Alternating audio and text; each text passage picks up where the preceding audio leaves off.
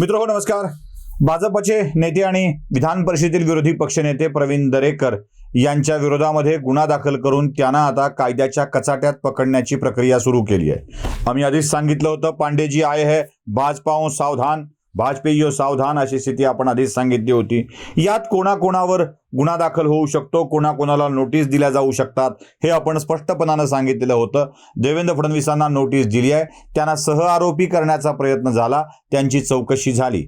प्रवीण दरेकर यांच्या विरोधात गुन्हा दाखल करण्यात आला आहे. प्रसाद लाड यांच्या विरोधातही आता गुन्हा दाखल होऊ शकतो. सुरेश धस आणखी एक नाव आहे ज्यांच्यावरती गुन्हा दाखल होऊ शकतो. नील सोमय्यांच्या विरोधात गुन्हा दाखल करण्याची प्रक्रिया करत करत ते थांबलेत. अजून सावज टप्प्यात येण्याची वाट बघतायत.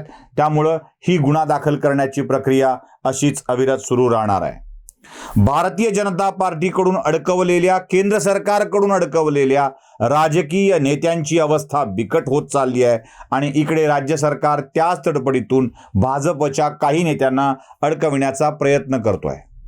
इकडे अडकविण्याचा प्रयत्न होतोय. नील सोमय्याच्या विरोधात गुन्हा दाखल करण्याची प्रक्रिया सुरू होते. नील सोमय्या कोर्टात जातात. कोर्ट म्हणतं की गुन्हाच दाखल नाही. मग करायचं काय? सोमय्यांना जामीन मिळत नाही कारण गुन्हा दाखल नसतो.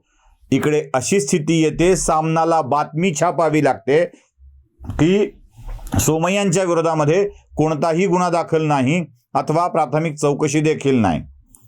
आणि इकडे मात्र वाईट अवस्था होत जाते. प्रत्येक विषयात तोंडावर पडण्याची स्थिती येते. माध्यमांनी कितीही झाकलं, म्हातारीनं आपला कोंबडा झाकून ठेवला म्हणून सूर्य उगवायचा राहत नसतो. सूर्य उगवतो म्हणून कोंबडा आवरत असतो. कोंबडा आरवतो म्हणून सूर्य उगवत नसतो. त्या म्हातारीची गोष्ट सगळ्यांना ठाऊक आहे. भाऊंचं एक पुस्तक पण आहे, कोंबडा झाकणाऱ्या म्हातारीची गोष्ट. आता या कोंबडा झाकणारी म्हातारी सध्या माध्यम बनली. 2-3 बातम्यांच्याकडं माध्यमांचं फारसं लक्ष नाही आहे. एक हिजाबचा विषय सोडला. मी तुम्हाला 3 महत्वाच्या बातम्या सांगणार आहे. हिजाब, नवाब आणि देशमुख. हे देशमुखी रुबाब, मुंबईचा नवाब आणि कर्नाटकचा हिजाब, या 3 विषयाकडे तुम्ही प्रकर्षाने बघा. कर्नाटकच्या हिजाबच्या विषयामध्ये कर्नाटक कोर्टाने चक्क निर्णय देऊन टाकला की हिजाब वैध नाही. हिजाबची सक्ती करता येणार नाही. गणवेशाचीच सक्ती मान्य करावी लागेल. एक. नवाब मलिकांच्या विषयातली बातमी थोडीशी कुठेतरी दिसते.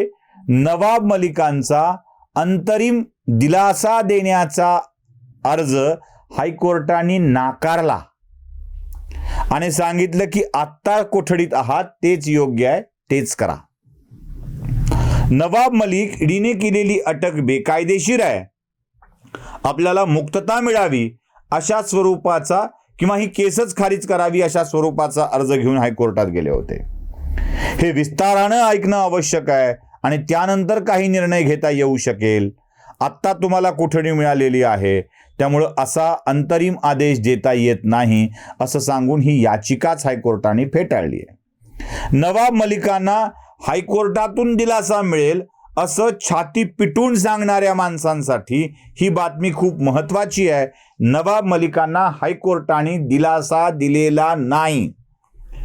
मी नेहमी सांगतो की कोर्ट दिलासा देतं प्रकरण गंभीर असेल तर देत नाही. नवाब मलिकांचं प्रकरण कोर्टालाही असंच गंभीर वाटतंय.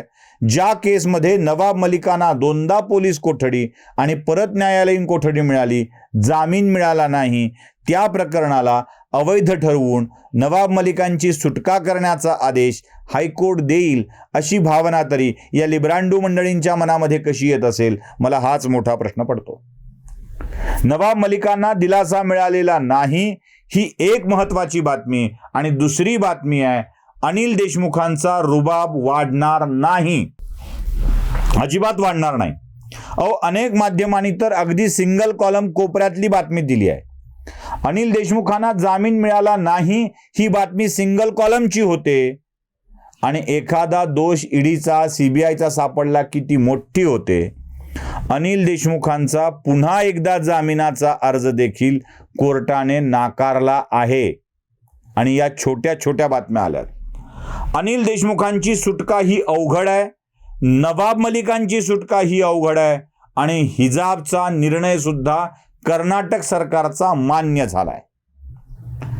ज्या प्रकरणामध्ये खोटं अडकवलंय असं सारखं सांगण्यात येतं महाविकास आघाडीच्याकडून, आम्हाला अडकवलंय, आम्हाला फसवलंय, आम्हाला गुंतवण्यात आलंय, त्या निर्णयात कोर्ट सुद्धा तीच भूमिका घेत आहे आणि आत्ता लवकर सुटका करत नाही.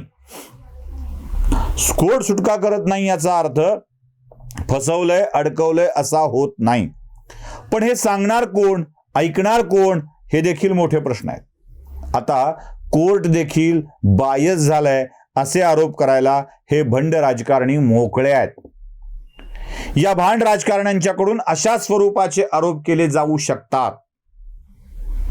मुळात या घटना दाबून माध्यमांना या प्रकरणात काहीच गंभीर होत नाहीये हे दाखवायचं आहे आणि त्यासाठीचा हा सगळा आटापिटा चाललेला आहे. मलिक, देशमुख आणि हिजाब या तीनही प्रकरणामध्ये काँग्रेस, राष्ट्रवादी पक्ष हे तोंडावर आपटलेले आहेत आणि यांचं तोंडावर आपटणं या माध्यमांना अजिबात दाखवावं वाटत नाहीये. म्हणूनच तिळपापड होऊन भाजपच्या नेत्यांवरती गुन्हे दाखल करण्याची प्रक्रिया अविरतपणे सुरू आहे. अजूनही ती सुरू राहील. पण यांच्यासोबत जे घडतंय ते मात्र माध्यमं दाखवताना दिसत नाहीत. इथेच खरा घोळ आहे. म्हणूनच देशमुखांचा रुबाब, मुंबईचा नवाब आणि कर्नाटकचा हिजाब या तीनही गोष्टी आता तोंडावर पडल्यात हे तुमच्या लक्षात आलं असेल. नमस्कार.